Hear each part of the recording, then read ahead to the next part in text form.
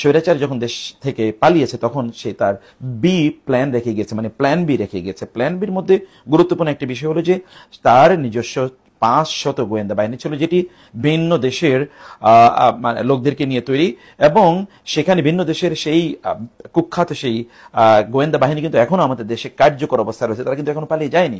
অতএব তারা আছে, আবার স্বৈরাচারের দোসররাও এখানে আছে, তার অনুসারীরা এখানে আছে, বিভিন্নভাবে তারা উৎপেতে আছে। তাদের জন্য প্ল্যান বি রেখে গিয়েছে। প্ল্যান বি হলো সেই যে ভিন দেশের এবং পার্শ্ববর্তী দেশে তাদের যে সেই কুখ্যাত যে গোয়েন্দা বাহিনী, সেই গোয়েন্দা বাহিনীর নেতৃত্বে এখানে তারা 3টি ঘটনা ঘটাবে। তার মধ্যে একটি ঘটনা হলো যে, এবং এই ঘটনাটি ঘটাবে তারা এই পিএম এর, অর্থাৎ তার এই স্বৈরাচারের তার রেজিগনেশনের, তার পদত্যাগের 24 ঘন্টার মধ্যে, তার মানে আজকের রাত এবং আগামীকালের দিনটি খুবই খুবই গুরুত্বপূর্ণ।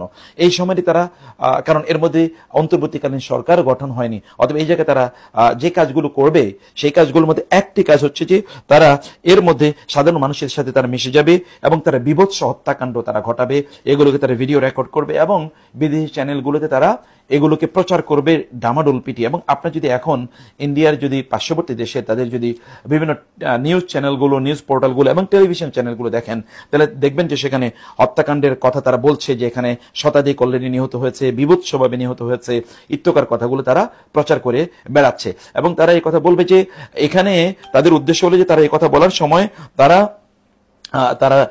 আপনার যারা এগুলো করবে তারা সেখানে তারা স্লোগান দেবে আল্লাহু আকবার, লিল্লাহি তাকবীর, এবং এটা তারা অলরেডি তারা প্রচার করা শুরু করে দিয়েছে যে এটা আসলে জিহাদিদের আক্রমণ, অর্থাৎ এটা ছাত্র জনতার আন্দোলন থেকে এটা হাত ছাড়া হয়ে গিয়ে তাদের ব্যাহাত হয়ে গিয়েছে, এবং এটি মৌলবাদীদের, ধর্মান্ধদের, ফান্ডামেন্টালিস্টদের, রিঅ্যাকশনারিদের, মানে যারা প্রতিক্রিয়াশীল এরকম কথাবার্তা বলে, এমনকি জিহাদিস্ট অথবা ধরুন জামাত, শিবির, হাবিজাবি ইত্যাদি কথাবার্তা বলে তাদের মাধ্যমে এই হত্যাকাণ্ড ঘটছে, এই ধ্বংসযজ্ঞ ঘটছে, এটা বলে তারা প্রচার করবে। অলরেডি তারা এটা প্রচার করা শুরু করে দিয়েছে। অতএব আপনাদের এবং আমাদের এই জায়গায় খুবই সতর্ক থাকতে হবে যে কোনো অবস্থায় যেন হত্যাযোগ্য যেন সংগঠিত না হয়, কোনো রক্তপাত যেন না হয়, কারণ রক্তপাতের উপর ভিত্তি করে আপনাদের বিজয় অর্জিত হচ্ছে।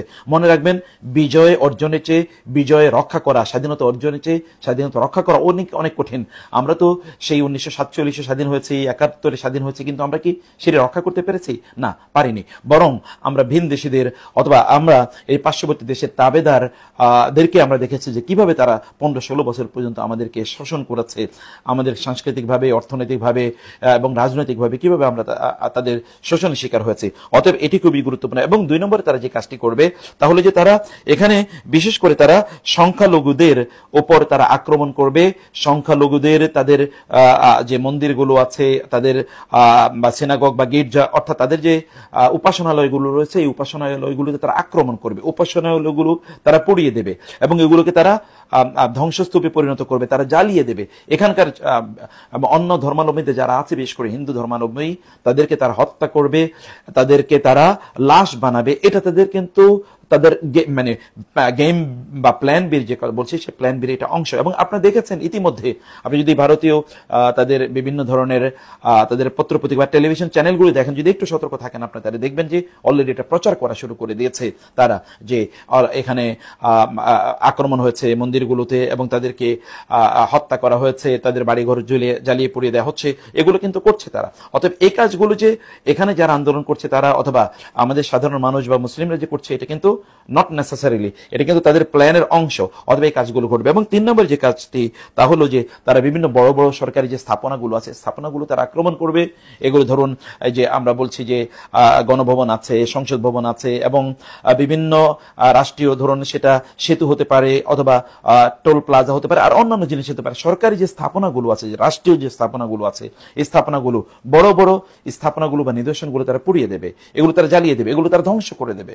এবং এর মাধ্যমে তারা প্রমাণ করবে যে এটা একটা অকার্যকর রাষ্ট্র, অথবা তারা প্রমাণ করবে যে স্বৈরাচার যে সদ্য পলায়ন করেছেন যে স্বৈরাচার, সেই স্বৈরাচার ছাড়া বাংলাদেশ কোনোদিন চলতে পারে না, অথবা তার অধীনস্থ ছাড়া বাংলাদেশের সংখ্যালঘুরা কোনোদিন নিরাপদ না। একথা সে প্রমাণ করতে যাবে তার প্ল্যান বি এর একটি অংশ। সেই কারণে আমরা আপনাদেরকে যে কথাটি বলবো যে আজকের রাতটি খুবই গুরুত্বপূর্ণ। এই রাতে আপনাদেরকে সতর্ক থাকতে হবে। এমনিতে আমরা সাধারণ মানুষকে বলবো, আপনারা চিন্তা করে দেখুন যে মানুষের সম্পদ নষ্ট করা, সম্পদকে ধ্বংস করা, এটা কিন্তু কোনো অবস্থায় আল্লাহ তাআলা অনুমোদন দেন না। এটাকে আল্লাহ তাআলা হারাম করে দিয়েছেন। এবং সম্পদ লুট করা, এটাকে আল্লাহ তাআলা হারাম করে দিয়েছেন। আপনি কার সম্পদ লুট করছেন? এটা রাষ্ট্রীয় সম্পদ, 18 কোটি মানুষের সম্পদ, সেখানে আমারও ভাগ আছে, আমারও সেখানে অধিকার আছে। আপনি আমার সম্পদ নেওয়ার কে? কেন আপনি সেটি নিচ্ছেন? এবং সেখানে আরো 18 কোটি মানুষের সম্পদ আছে। কিয়ামতের দিন 18 কোটি মানুষের এই দায় কিন্তু আপনাদেরকে